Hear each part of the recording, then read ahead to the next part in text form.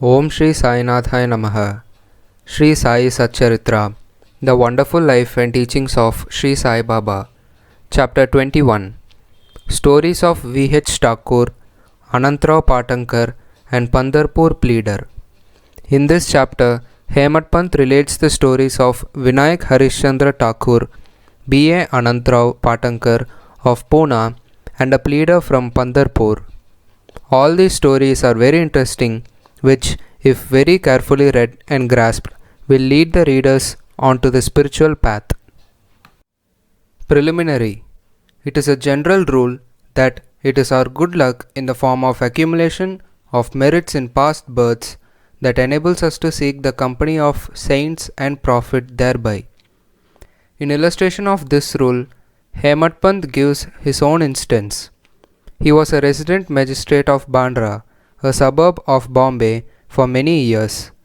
A famous Mohammedan saint named Pir Maulana was living there, and many Hindus, Parsis and many others who followed different religion used to go to him and take his darshan.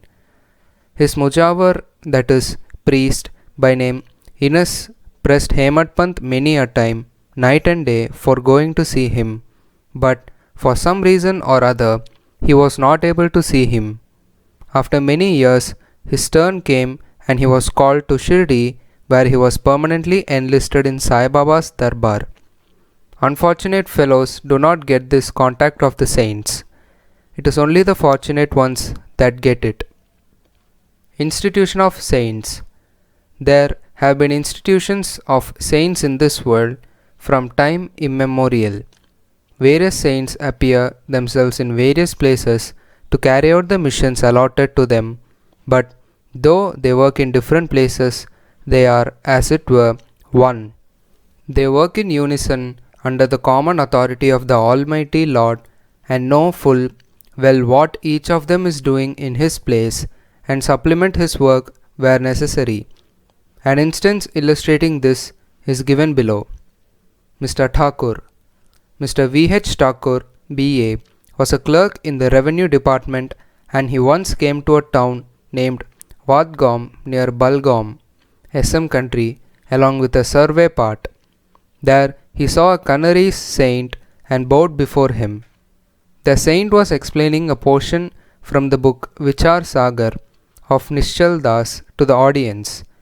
When Thakur was taking his leave to go, he said to him, "You should study this book, and if you do so, your desires will be fulfilled, and when you go to the north in the discharge of your duties in future, you will come across a great saint by your good luck, and then he will show you the future path and give rest to your mind and make you happy."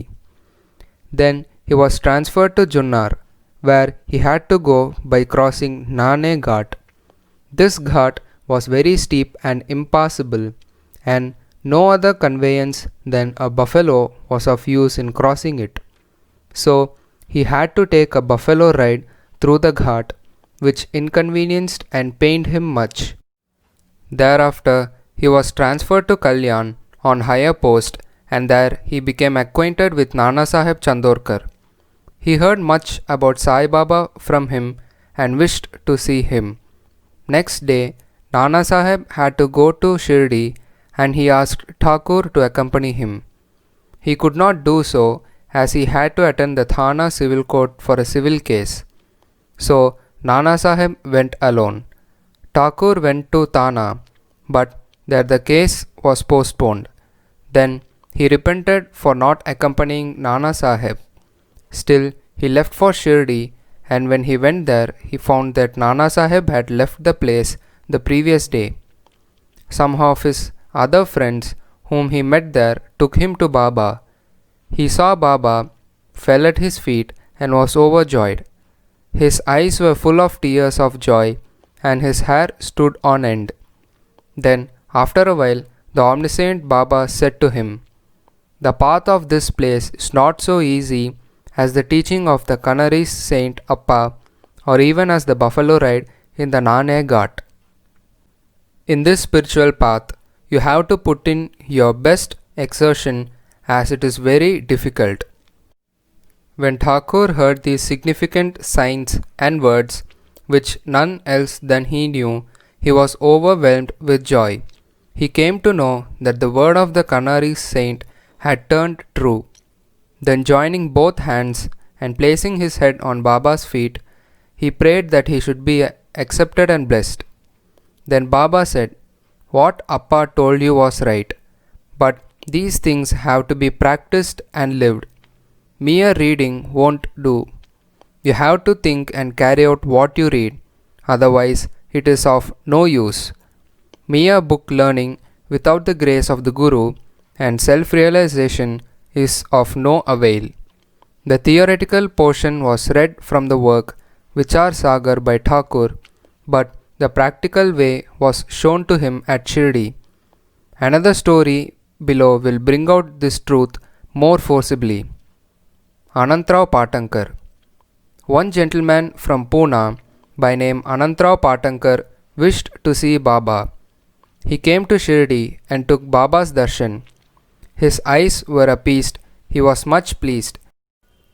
He fell at Baba's feet and after performing proper worship said to Baba, "I have read a lot, studied Vedas, Vedantas and Upanishads and heard all the Puranas, but still I have not got any peace of mind.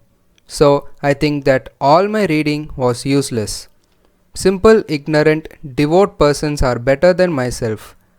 Unless the mind becomes calm, all book learning is of no avail.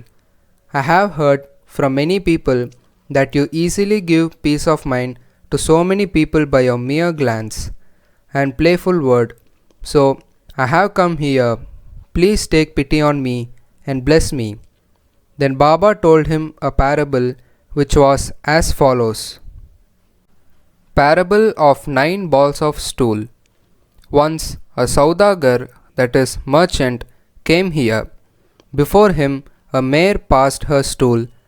The merchant, intent on his quest, spread the end of his dotar and gathered all the 9 balls in it, and thus he got concentration of mind. Mr. Patankar could not make out this meaning of this story, so he asked Ganesh Damodar alias Dada Kelkar, "What does Baba mean by this?"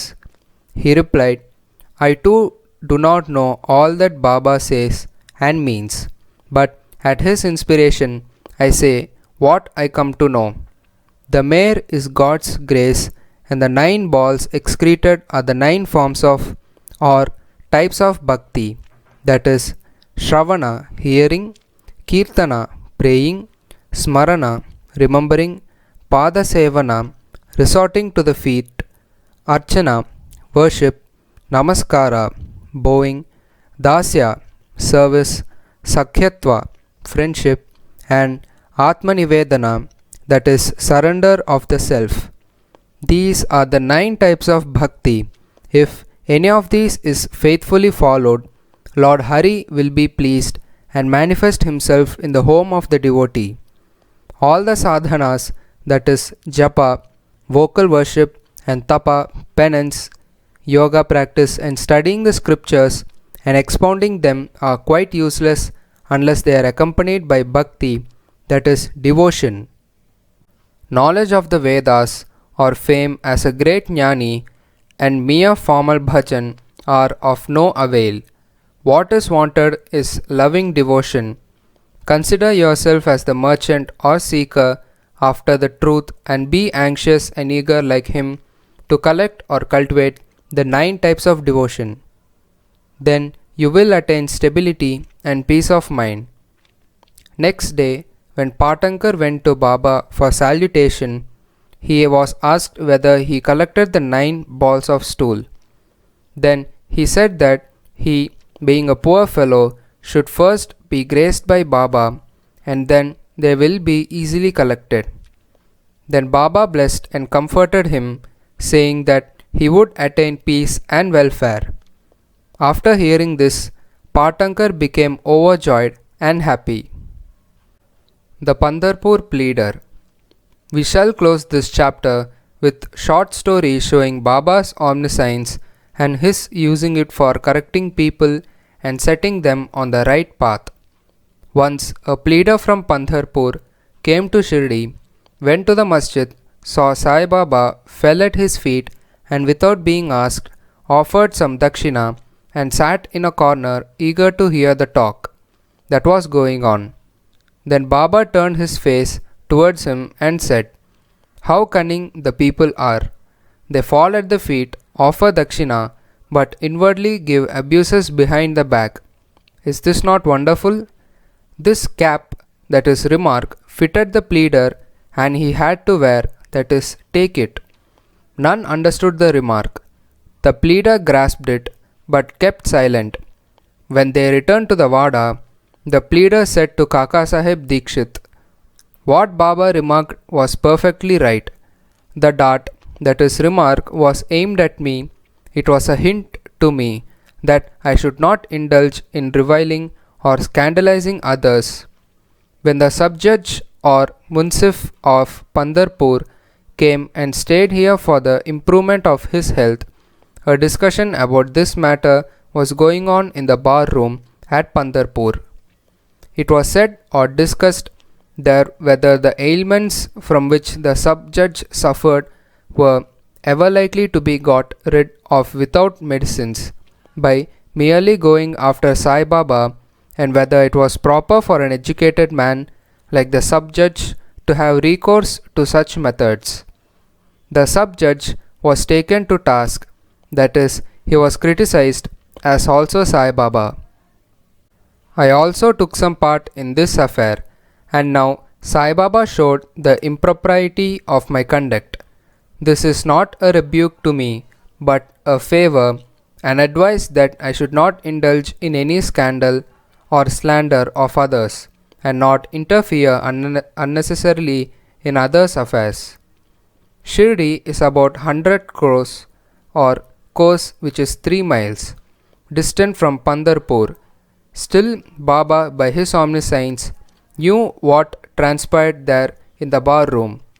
The intervening places, that is, rivers, jungles, and mountains, were not a bar to his all-perceiving sight, and he could see or read the hearts of all.